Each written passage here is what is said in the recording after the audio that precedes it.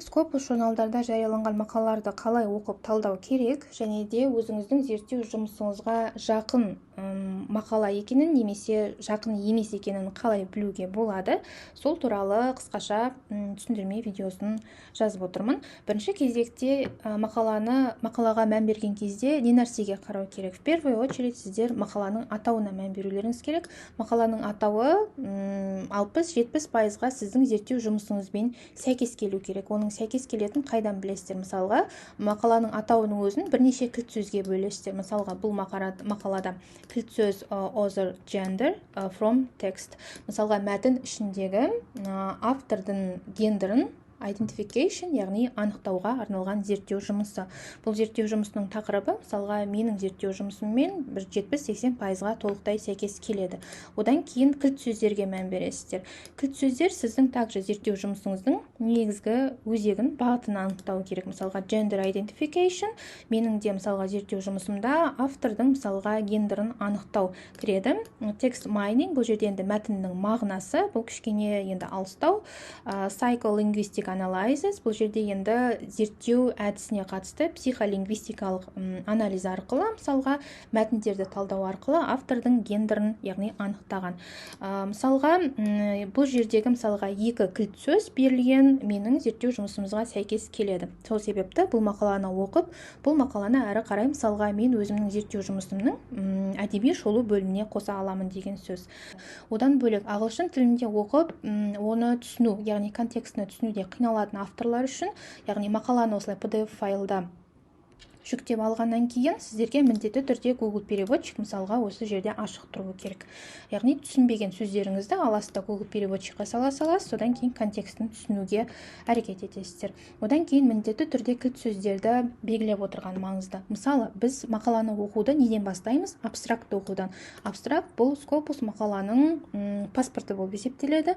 Абстрактте егерде оқылған мәлімет сіздің зерттеу жұмысыңызға мысалға белгілі бір пункттеріне сәйкес келетін болса, демек, бұл мақаланы полностью әрі қарай оқуға болады деген сөз. Себебі әр мақала, мысалға, Scopus'та әртүрлі деңгейде, мысалға 20 беттен бастап 30, 40, 50 бетке дейін мақалалар кездеседі. 50 бетті оқуға, мысалға, сізде бір күн кетуі мүмкін, 2 күн кетуі мүмкін. Егер ағылшын тілін меңгермеген адамдар болатын болса, аударып түсіну отыруына бір апта уақытта кетуі мүмкін. Бұл уақытты, мысалға, тайм менеджментті қалай айтсам екен, тиімді игеруге арналған пункттер болып есептеледі. Енді мақаланың абстрактына көшейік. Бұл мақалада мысалға не нәрсе зерттеледі? Қысқаша енді сіздерге қазақ тілінде тоқталып өтейін. Бұл жердегі бірінші кілт сөз, бұл жерде мысалға интернет-медиа. Интернет-медианың түрлеріне қатысты нақты social networking applications, яғни Twitter, Facebook секілді әлеуметтік желілердегі авторлардың гендерін анықтауға арналған, және де сол әлеуметтік желілердегі мәтіннің формасы арқылы, психолингвистикалық анализ арқылы ол мәтіннің авторы ер немесе әйел екенін анықтауға арналған зерттеу жұмысы екен. Яғни бұл жерде question we address in дейді. Яғни бұл жерде біздің, яғни зерттеушілердің қоятын сұрағы қысқа мәтіндерді берген кезде, қысқа мәліметтерді жазған уақытта, мысалға, автордың әйел немесе ер екенін анықтау мүмкін бе деген сұрақ беріледі. Және де осы сұрақ бізді, мысалға, this question is motivated by деп тұр. Яғни бұл сұрақ бізді осы зерттеу жұмысын жасауға итермеледі, яғни мотивация болды деп тұр. Одан кейін in this paper we investigate, яғни бұл зерттеу жұмысында мы рассматриваем, яғни біз осы зерттеу жұмысында келесі пункттерді қараймыз деген сөз. Яғни қысқа мәтіндерде әйел мен ер адамның гендерін тіл бірліктері арқылы, тіл стилі арқылы анықтау мүмкін бе деген сұрақ қойылады. Егерде бұл шын болса, бұл рас болса, мысалға, гендерді анықтауға қандай лингвистикалық бірліктер әсер етеді деген сауал қояды. Яғни бұл зерттеушілердің өздерінің ойларында туындаған сауалдары. Осы сауалдарға based on research, осы сұрақты, яғни жоғарыдағы аталған, бұл research question уже. Research question бұл әр зерттеуде болатын зерттеу сұрақтары, зерттеу сұрақтарынан бізде зерттеу болжамы, яғни гипотезалар шығады. Осы зерттеуді дәлелдеу үшін немесе гипотезаларды анықтау мақсатында we propose дейді, яғни біздер 545 мәтінді алған және де осы мәтіндерден идентификацияланған, яғни тіл бірліктерін анықтауға арналған мәтіндермен жұмыс жасаған, яғни анализ жасаған. Олар зерттеу барысында алгоритмдерді және де анықтау машиналарын қолданған. Мысалға, осы жерде жазып кеткен қандай машина, қандай программаларды қолданғанын, және де бұл мәтіннің зерттеу жұмысының негізгі өзгешелігі неде және де қандай нәтиже алды. Бұл жерде также мысалға 85%-ға авторлардың гендерін анықтау мүмкіндігі болды деген нәтиже берілген. Мысалы, қалған, допустим, 15%-ында автордың гендерін анықтау, яғни мәтін бойынша анықтау мүмкін емес болып тұр. Яғни, бір абстракттың өзінде біз не нәрсені көрдік? Бірінші, толықтай сипаттамасы және зерттеушілердің қандай research question бар екендігі туралы анықтау деректер алдық. Одан кейін келесі бөлімде қандай зерттеу әдісін қолданған, қандай техникаларды қолданған және де қандай ең негізгі зерттеудің мақсаты неде? Зерттеудің мақсаты бұл тақырыптың өзінде де тұр. Мәтін арқылы автордың гендерін анықтау. Келесі біз introduction-ға көшеміз. Яғни introduction бұл мақаланың өте маңызды бөлімі. Introduction-да ең негізінен research question, гипотеза барлығы жазылады әдістерге және де басқа зерттеу жұмыстарына шолу. Яғни Scopus мақалаларда көбінесе әдеби шолу бөлімі менен introduction, яғни кіріспе бөлім екеуі бірге, яғни бір бөлім болып есептеледі. Кейбір журналдарда introduction-ды бөлек, literature review бөлімін бөлек жазу керек. Көп журналдарда дегенмен де былай introduction-ның ішінде, яғни толықтай зерттеу проблемаларын атағаннан кейін ішінде көріп отырсаңыздар да әдеби шолу бөлімін де қосып кетеді. Introduction-ның бірінші абзацы неден басталады? Бірінші абзацы бізде осы зерттеу жұмысын бастауға не нәрсе себеп болғанына байланысты сипаттаудан басталады. Мысалға, the rapid growth of internet, яғни интернеттің жылдам дамуы қазіргі уақытта ақпаратты әртүрлі орындардан алуға мүмкіндік береді. Яғни онлайн social networking, яғни бұл Twitter, Facebook, мысалға Instagram деп айтамыз, яғни бұл зерттеу жұмысында мысалға Twitter, MySpace, Facebook секілді, одан бөлек электронды коммерция дейміз eBay, Craigslist деген бөлімдер бар. Ағылшындар шетелде. Яғни осы жерлерде қазіргі уақытта ақпараттардың жылдам таралуы, ақпараттармен жылдам бөлісу мүмкіндігі осы әлеуметтік желілердегі коммуникацияның дамуына әсер етті деп сипаттама береді. Одан бөлек, мысалға интернет жалпы статистикалық мәліметтер беріп кеткен. Мысалға 2019 жыл октябрьден бастап интернеттің қолданушылардың саны бірде 69 миллион адамға артқан. Дегенмен көп жағдайда мысалға өзіңіздің research question, яғни проблематикаңызды әрі қарай жалғастыру үшін Scopus мақалаларда however деген, яғни однако деген сөзді қолданады. Дегенмен, мысалға интернеттің дамуы ол плюс жағы, оның минус жағы да болады деген сөз.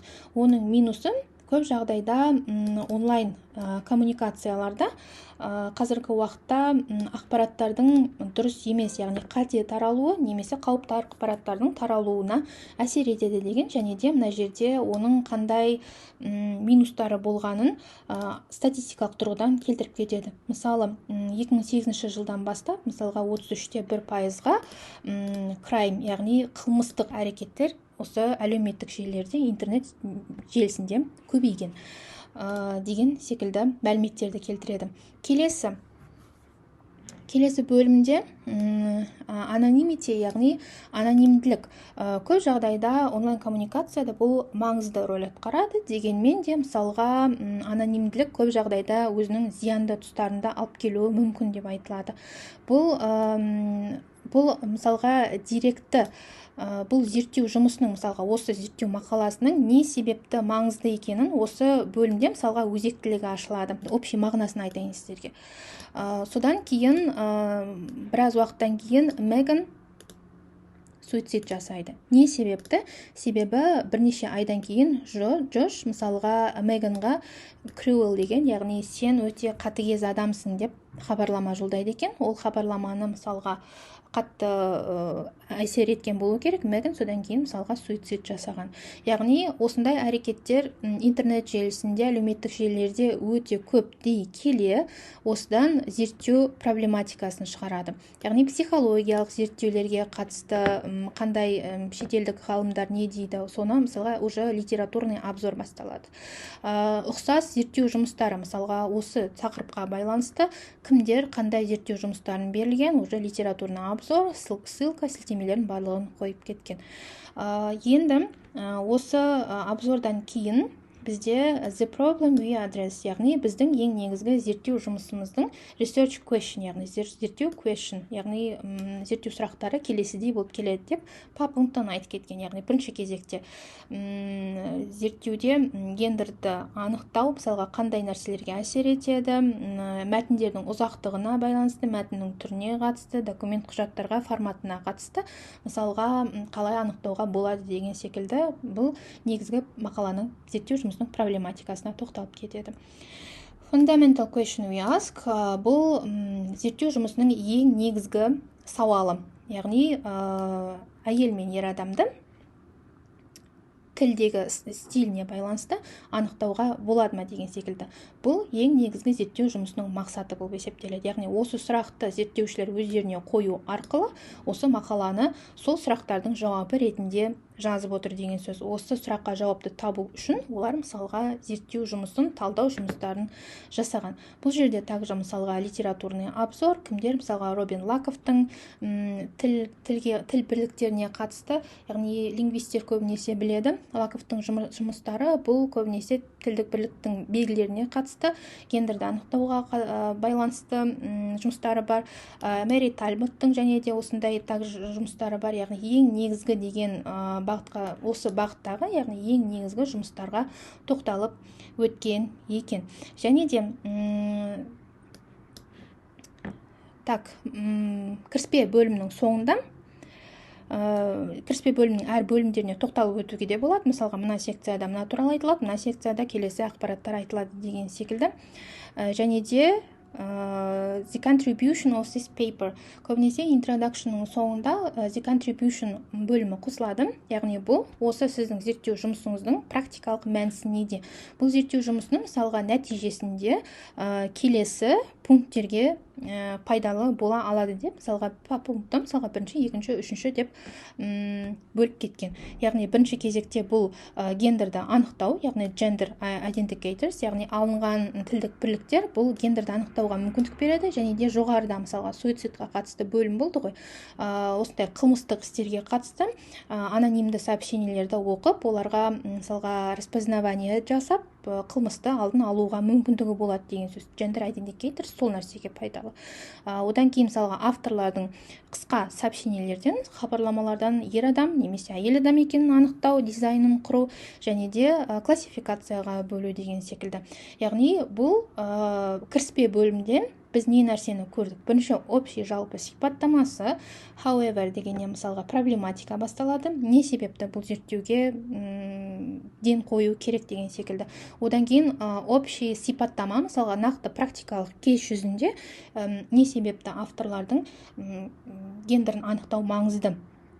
Әсіресе әлеуметтік желі менен интернет желісінде деген секілді. Және де literature review басталған, яғни одан кейін бізде research question берілген. Ең негізгі fundamental questions, яғни ең негізгі зерттеудің мақсаты және де зерттеу сұрақтары, также literature review және де contributions. Бұл жерде енді зерттеу жұмысының қандай практикалық маңызы болады, болашақтағы мысалға кімдер қалай қолдана алады деген секілді сұрақтарға жауап беретін бөлім. Кіріспе бөлім осыменен аяқталады. Абстрактта также мысалға ең негізгі сұрақтар берілген. Келесі видеоларда мен мақаланың әрі қарайғы әдістеме бөлімі, discussion, results, қорытынды бөлімдері туралы талдауларды жалғастыратын боламын. Видео пайдалы болды деген сенімдемін. Назарларыңызға рахмет.